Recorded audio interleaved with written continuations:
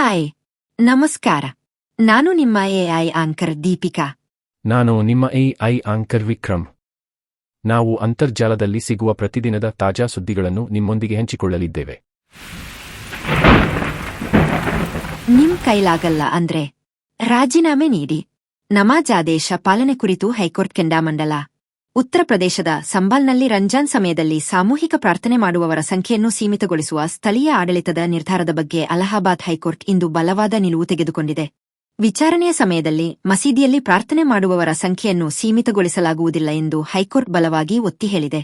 ಮಸೀದಿಯಲ್ಲಿ ಪ್ರಾರ್ಥನೆ ಮಾಡುವವರ ಸಂಖ್ಯೆಯಿಂದ ಕಾನೂನು ಮತ್ತು ಸುವ್ಯವಸ್ಥೆಗೆ ತೊಡಕಾಗುತ್ತದೆ ಎಂದಾದರೆ ಕಾನೂನು ಮತ್ತು ಸುವ್ಯವಸ್ಥೆ ಅಧಿಕಾರಿಗಳ ಕರ್ತವ್ಯ. ಅದು ಸಾಧ್ಯವಾಗದಿದ್ದರೆ ಅಧಿಕಾರಿಗಳು ರಾಜೀನಾಮೆ ನೀಡಿ ಅಥವಾ ವರ್ಗಾವಣೆಯನ್ನು ಪಡೆಯಿರಿ ಎಂದು ನ್ಯಾಯಮೂರ್ತಿಗಳಾದ ಅತುಲ್ ಶ್ರೀಧರನ್ ಮತ್ತು ಸಿದ್ಧಾರ್ಥ್ ನಂದನ್ ಅವರ ವಿಭಾಗೀಯ ಪೀಠ ಈ ಮಹತ್ವದ ಆದೇಶ ನೀಡಿದೆ.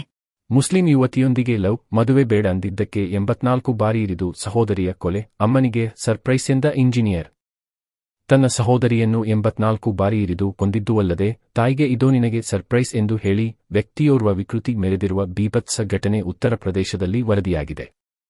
ಮೊರಾದಾಬಾದ್ನ ಎಂಜಿನಿಯರ್ ಹಾರ್ದಿಕ್ ಈ ಕುಕೃತ್ಯ ಎಸಗಿರುವ ಆರೋಪಿಯಾಗಿದ್ದು, ಕೆಲಸದ ಸ್ಥಳದಲ್ಲಿ ತನ್ನ ತಾಯಿಯನ್ನು ಭೇಟಿ ಮಾಡಿದ ಹಾರ್ದಿಕ್, ಮನೆಗೆ ಹೋಗೋಣ, ನಿನಗೊಂದು ಅಚ್ಚರಿ ಇದೆ ಎಂದು ಹೇಳಿದ್ದಾನೆ. ಆದರೆ ಅದು ಆತನ ತಾಯಿಗೆ ಮಾರಕವಾದ ಅಚ್ಚರಿಯಾಗಿತ್ತು. ಮನೆಗೆ ಬಂದ ಹಾರ್ದಿಕ್ನ ತಾಯಿ ನೀಲಿಮಾ ತನ್ನ ಮಗಳು ಹಿಮಶಿಕಾಳನ್ನು ರಕ್ತದ ಮಡುವಿನಲ್ಲಿ ಬಿದ್ದಿರುವುದನ್ನು ಕಂಡಿದ್ದಾರೆ.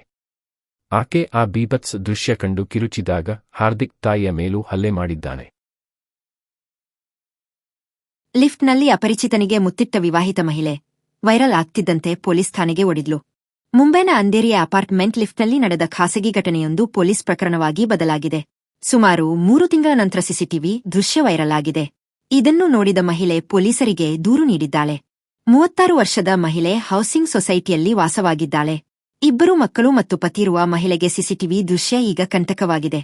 3 ತಿಂಗಳ ಹಿಂದೆ ನಡೆದ ಘಟನೆಯೊಂದು ಆಕೆಯನ್ನು ತಲೆ ತಗ್ಗಿಸುವಂತೆ ಮಾಡಿದೆ. ಸೊಸೈಟಿಯ ಎಲ್ಲರೂ ಆಕೆ ಬಗ್ಗೆ ಮಾತನಾಡ್ತಿದ್ದಾರೆ, ಆಕೆಯನ್ನು ಅಪಹಾಸ್ಯ ಮಾಡ್ತಿದ್ದಾರೆ. ವಿಡಿಯೋ ಕ್ಲಿಪ್ ಬಗ್ಗೆ ಸಾರ್ವಜನಿಕವಾಗಿ ಚರ್ಚೆ ನಡೆಯುತ್ತಿದೆ. ಇದ್ರಿಂದ ಬೇಸರಗೊಂಡಿರುವ ಮಹಿಳೆ ನ್ಯಾಯಕ್ಕಾಗಿ ಪೊಲೀಸ್ ಮೊರೆ ಹೋಗಿದ್ದಾಳೆ. ಸಿಸಿಟಿವಿ ದೃಶ್ಯಾವಳಿಯನ್ನು ವೈರಲ್ ಮಾಡಿದವರ ವಿರುದ್ಧ ಸೂಕ್ತ ಕ್ರಮ ಕೈಗೊಳ್ಳುವಂತೆ ಮನವಿ ಮಾಡಿದ್ದಾಳೆ. ಸಕಿನಾಕಾ ಪೊಲೀಸ್ ಠಾಣೆ ಪೊಲೀಸರು ದೂರು ದಾಖಲಿಸಿಕೊಂಡು ತನಿಖೆ ಶುರು ಮಾಡಿದ್ದಾರೆ. 3 ತಿಂಗಳ ಹಿಂದೆ ಮಹಿಳೆ ಮನೆಗೆ ವಾಪಸ್ಸಾಗುವ ಸಮಯದಲ್ಲಿ ಲಿಫ್ಟ್ ಹತ್ತಿದ್ದಾಳೆ. ಈ ಟೈಮ್ನಲ್ಲಿ ಅಪರಿಚಿತ ವ್ಯಕ್ತಿಯೊಬ್ಬ ಲಿಫ್ಟ್ ಒಳಗೆ ಬಂದಿದ್ದಾನೆ. 2 ಪರಸ್ಪರ ಆಕರ್ಷಿತರಾಗಿದ್ದು 2 ಲಿಫ್ಟ್ನಲ್ಲಿ ಮೈಮರೆತಿದ್ದಾರೆ. ಇವರಿಬ್ಬರ ಕಿಸ್ಸಿಂಗ್ ದೃಶ್ಯ ಸಿಸಿಟಿವಿಯಲ್ಲಿ ಸೆರೆಯಾಗಿದೆ. ಮಹಿಳೆ ಲಿಫ್ಟ್ನಲ್ಲಿ ಸಿಸಿಟಿವಿ ಇರೋದನ್ನು ಮರೆತಿದ್ದಳು ಎನ್ನಲಾಗಿದೆ.